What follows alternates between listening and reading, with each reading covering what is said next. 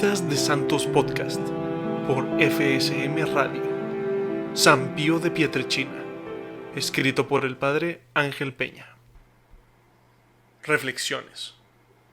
El Padre Pío es un santo extraordinario que ha manifestado ante el mundo moderno, incrédulo ante las cosas supernaturales, que todavía existen los milagros y que Dios no ha abandonado a los hombres, sino que todavía sigue confiando en ellos. Las abundantes conversaciones realizadas a través de la confesión nos indican que este sacramento no está pasado de moda ni lo estará nunca. Tampoco la misa lo estará. La misa es el memorial del infinito amor de Jesús, es decir, una actualización viva y real del amor infinito de Jesús que se hace realmente presente en medio de nosotros, vivo y resucitado, como la noche de Navidad. El Padre Pío vivía de modo especial el misterio de la Navidad cada año, pero especialmente vivía en su cuerpo la pasión de Jesús por medio de sus llagas y sufrimientos. Jesús le había dicho más de una vez: te asocio a mi pasión. En la misa vivía la pasión, muerte y resurrección de Jesús. Dios le concedió muchos dones sobrenaturales, como hemos anotado, especialmente el don de la bilocación, de hacer milagros, de convertir a los pecadores, el don de la profecía y otros más.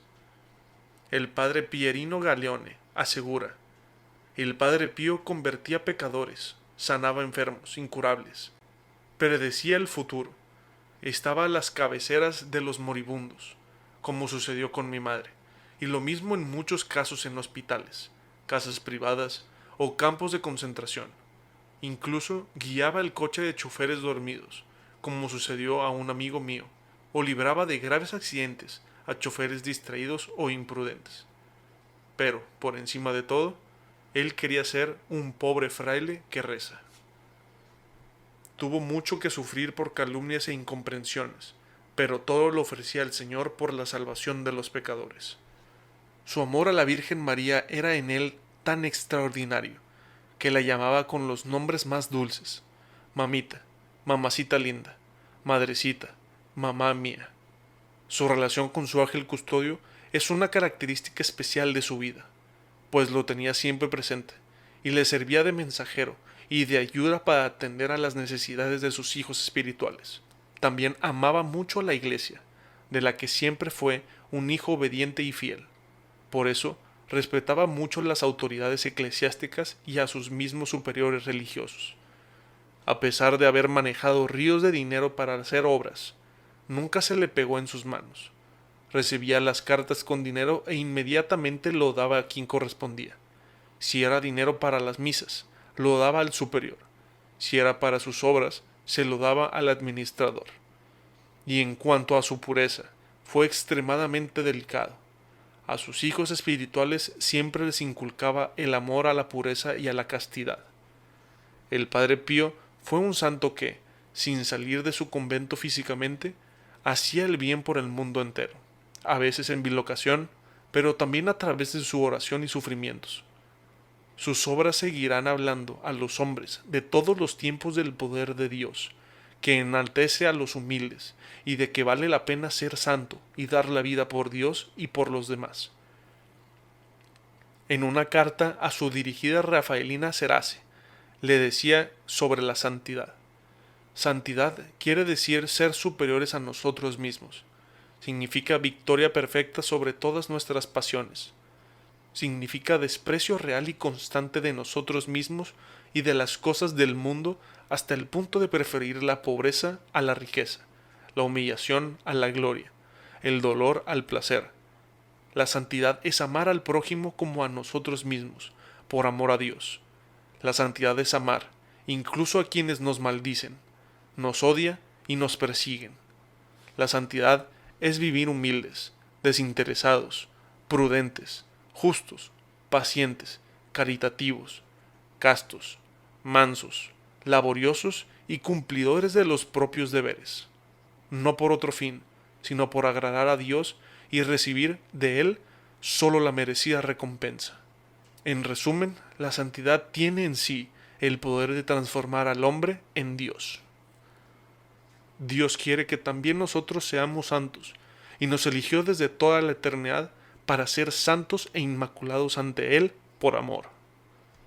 Conclusión.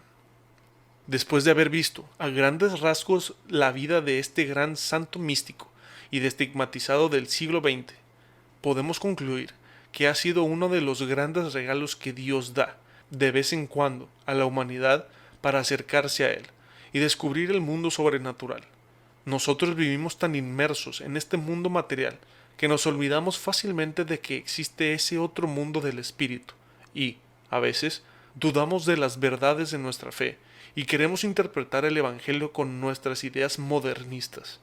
Por eso, Dios envía a los santos para recordarnos que Él no ha muerto, que sigue vivo y pendiente de cada uno de nosotros. ¿Hasta cuándo seguiremos sordos sin oír la voz de Dios, que nos habla a través de nuestra conciencia, del magisterio de la Iglesia, de la Sagrada Escritura y de los milagros y experiencias de los santos? Los santos no hablan de interpretaciones personales de la Escritura, sino que son la verdadera interpretación de la Escritura, en el sentido de que ellos ratifican con su vida y sus experiencias que todas las verdades que la Iglesia nos propone son verdad. Y, si nosotros las creemos por pura fe, ellos las creen también por su experiencia personal. El Padre Pío veía a Jesús en la Eucaristía, veía a su ángel custodio y a la Virgen María, a quien quería como a una madre, y quien se le aparecía frecuentemente. También luchaba en contra del demonio, comprendía la gravedad del pecado mortal y lo que valía un alma, haciendo cualquier sacrificio por salvarla. Por eso, era a veces rudo en el confesionario con quienes no estaban bien preparados. Él nos descubre con su vida el valor de la confesión y de la misa, al igual que el poder inmenso del sacerdocio católico. Dios escuchaba su oración, haciendo milagros por intercesión, tanto durante su vida como después de su muerte. Concluyendo, digamos que el Padre Pío de Pietrelcina es un santo de nuestros días, que nos habla de un Dios amoroso, que nos espera en la Eucaristía y también en la confesión, como el Padre al Hijo pródigo. Él nos hace atractiva la santidad, pues Él, a pesar de todos sus sufrimientos personales, ofrecidos con amor para la salvación del mundo, era un hombre auténtico, cariñoso y con mucho sentido del humor. Era un hombre sencillo que se definía a sí mismo como un pobre fraile que reza.